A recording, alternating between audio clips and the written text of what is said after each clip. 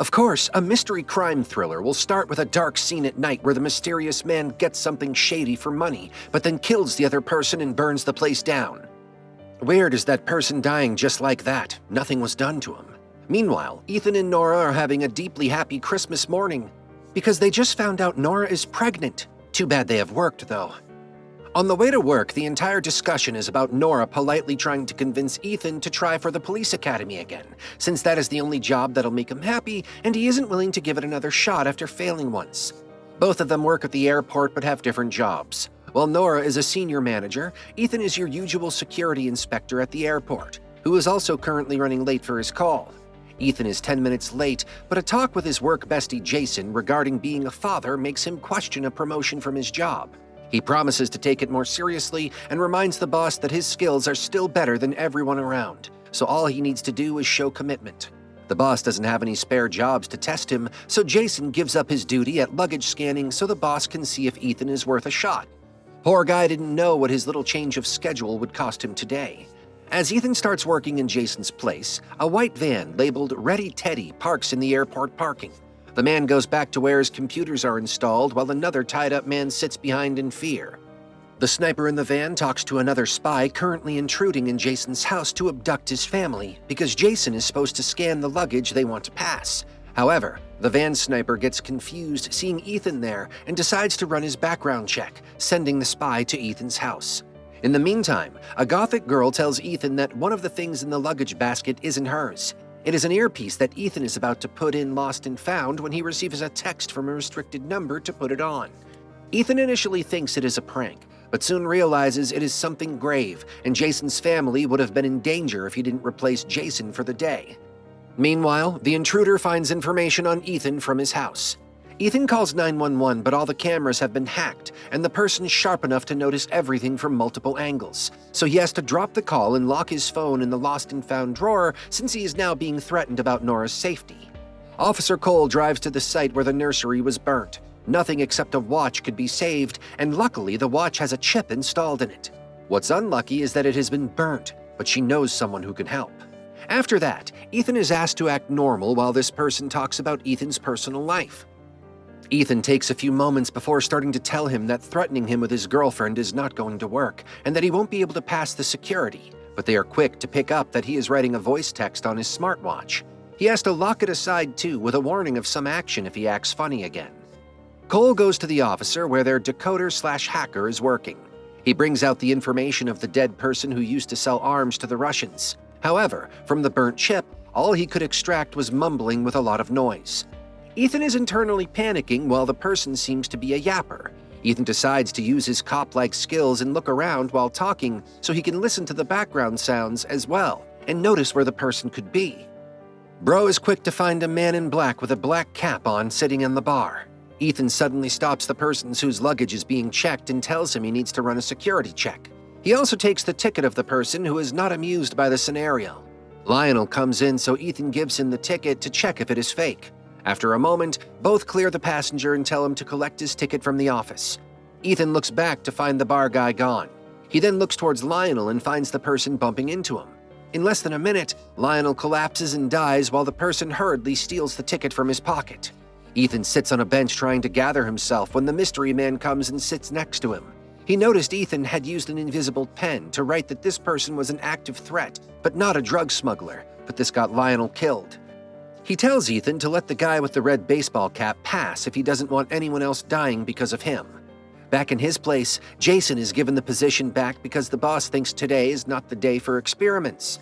Ethan has to go to the extent of mixing liquor in a cup of coffee and replacing it with Jason's, so he gets fired, and Ethan gets that place back. Cole is working hard to pick up sounds and finally reaches the word Novichok. Simultaneously, Ethan is scanning the bag and finds a weird unknown item with explosive-like cylinders in it.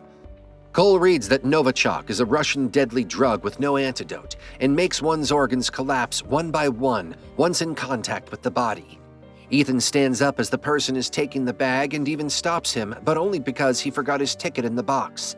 That lets Ethan read his name, Mateo Flores. Ethan is puking in the washroom where the man comes in, revealing he plans on blowing up the plane with that explosive.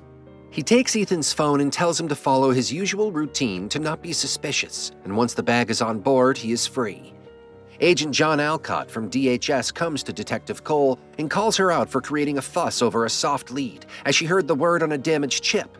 But when her informant tells about Ethan's random call to 911 with no talk, Cole decides to follow another soft lead.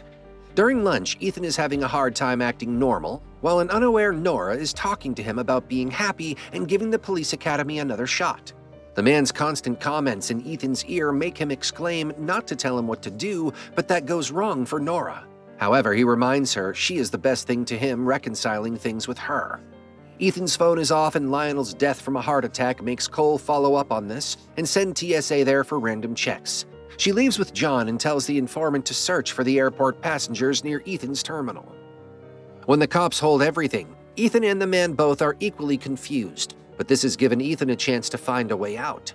The first thing he does is discreetly add the name of Mateo to the list of passengers being searched.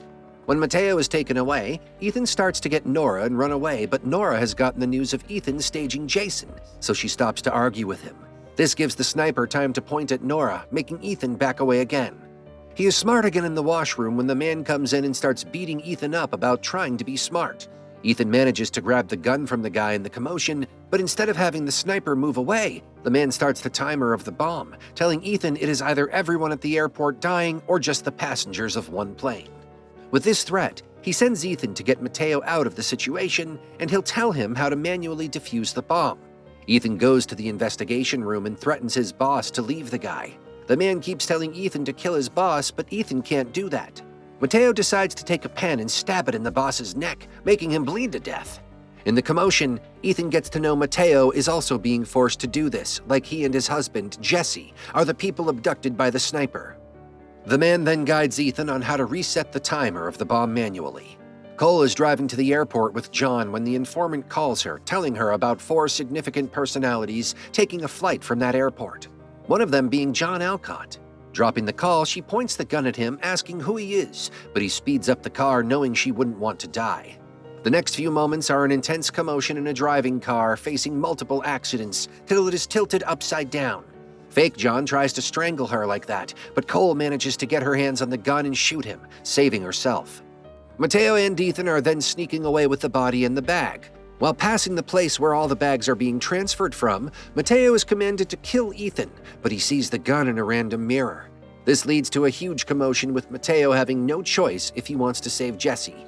However, Ethan's fast running and dodging ends up saving him when an impact kills Mateo.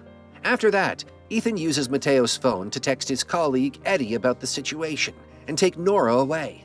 On the other hand, the man follows Ethan using the tracker in the bag to find him. Cole also reaches the airport looking for Ethan. Ethan runs from him and manages to hide till he has no choice but to leave the bag to save Nora. On the other hand, Nora and Eddie end up very much near the gate where the van Ethan told to avoid lands. Nora runs while Eddie gets hurt trying to save her. Ethan is running up when he runs into Cole. She tries to stop him, but he pushes her while ensuring to tell her the details of the man, the bag, and the flight. Nora is running in the parking and hiding between the cars when Ethan finally manages to reach her, and luckily Jesse shoots the sniper from behind, saving them. When talking to him, Ethan realizes the flight he knew about was bait, and the man is going to blow up the flight to DC. While the person boards the flight, his bag is in a carry-on and is kept with the other bags. On the other hand, Ethan tells Nora to find Cole and tell her to not hold the flight, as that would alarm the man and he can defuse the bomb without the man knowing. Meanwhile, Cole also gets to know that the politician Grace Turner, who is fighting against Russians, is on the plane, and using a Russian chemical to kill her is a political agenda. Ethan runs to get into that compartment of the plane, while Nora rushes to inform Cole and make her trust Ethan. The two things go as planned, and Ethan finds the bag to put the bomb on manual mode and try to defuse it. The man gets a notification and sneaks into the compartment. When he shoots Ethan in the leg, the pilots are alarmed and decide to stop the flight. Ethan puts the bag in the fridge compartment, making the man laugh. The man calls Ethan dumb and asleep for failing the test just because he didn't speak the truth about seeing a crime silently. The crime was his father stealing a few bucks.